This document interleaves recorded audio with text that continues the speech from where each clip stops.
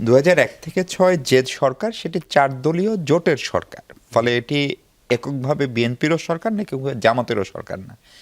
এখন কেবল কি আওয়ামী লীগের অনুপস্থিতির কারণে বিএনপি এবং জামাত পরস্পরকে নানানভাবে যে আপনার ভিলিফাই করার চেষ্টা সেটা করছে, সেটি হচ্ছে একটি প্রশ্ন। এবং দ্বিতীয় প্রশ্ন হচ্ছে, এগুলো না হলে কি আসলে নির্বাচনটা জমজমাট হচ্ছে না, অথবা আমরা আলোচনার খোরাক পাচ্ছি না সেই কারণে, নাকি এগুলো সত্যি সত্যি তারেক সাহেব মিনও করছেন?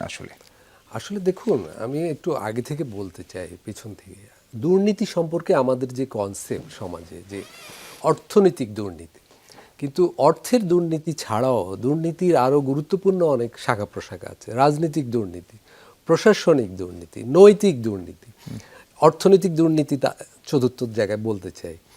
রাজনৈতিক দুর্নীতিটা নিয়ে এখানে কথা হয় না, কিন্তু এটাও খুব একটা জাতির জীবনে গুরুত্বপূর্ণ। আমি জামাতের অভিযোগ সম্পর্কে পরে আসছি। দেখুন, জামাতে ইসলাম যখন এটা বলে দুর্নীতির কথা, তারা তাদের দলীয় রাজনৈতিক দুর্নীতির কথা ভুলে যায়। যেই দল 1947 সালে পাকিস্তান মুভমেন্টের বিপক্ষে ছিল, যেই দল 1971 সালে বাংলাদেশের জন্মের বিরোধী ছিল, এটাই তো একটা বড় দুর্নীতি। কিন্তু এইটার জন্য কি তারা কখনো জবাবদিহি করেছে? তারা ক্ষমা চেয়েছে?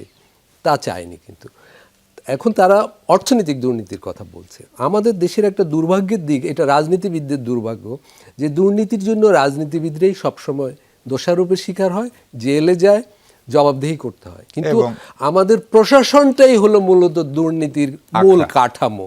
প্রশাসনের যারা হর্তাকর্তা, যারা বড় কর্তা, তারা কিন্তু দুর্নীতির জন্য জবাবদিহি করে যায় না। সেই তাদের দুর্নীতির বা এই দুর্নীতিগ্রস্ত ঔপনিবেশিক প্রশাসনের পুরো দায়ভার রাজনীতিবিদদের বইতে হয়, যেই রাজনীতিবিদরা ক্ষমতায় থাকেন। ফলে এখানে আর নৈতিক একটা দুর্নীতি যেটা কম আলোচিত হয়। দেখুন, এই যে 24-এর অভ্যুত্থান, দুর্নীতির বিষয়টা বড় হয়ে আসছিল। সেই অভ্যুত্থানে ঐক্যমত হয়েছিল অনেক কিছু, কিন্তু আমরা তো এই 17 মাসেই সেগুলো ভুলে গেছি। আমি একটা উদাহরণ দিতে চাই। ঐক্যমত কমিশনের আলোচনায় কথা ছিল যে 5% অন্তত মহিলাদের মনোনয়ন দেওয়া হবে।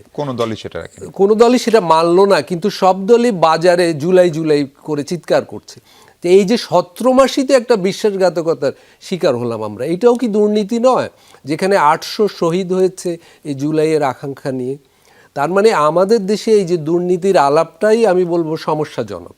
শুধু কে কয় টাকা মারলো, তবে এইটাও গুরুত্বপূর্ণ অবশ্যই, আমি এটাকে গুরুত্বহীন করছি না। 4 দলীয় জোটের আমলে যেটা আপনি বলছেন, দেখুন, জামাতে ইসলামের জন্মই তো বিএনপির আমলে, এবং দীর্ঘ সময় তারা একসাথে ছিল, মানে 1 দশকেরও বেশি সময়। ফলে জামাত এবং বিএনপির রাজনীতিকভাবেও খুব বেশি ফারাক নেই। জামাতের আমির কয়েকদিন আগে বলেছেন তারা বাজার অর্থনীতির সমর্থক, বিএনপি নিজেও বাজার অর্থনীতির দল, সাইফুর রহমানের হাত ধরেই। হ্যাঁ, এবং গত 1 মাস ধরে জামাত এবং বিএনপির যত বিতর্ক হচ্ছে, কোথাও আপনি অর্থনীতির কোনো বিষয়ে কোনো ভিন্ন মত বিতর্ক পাবেন কি?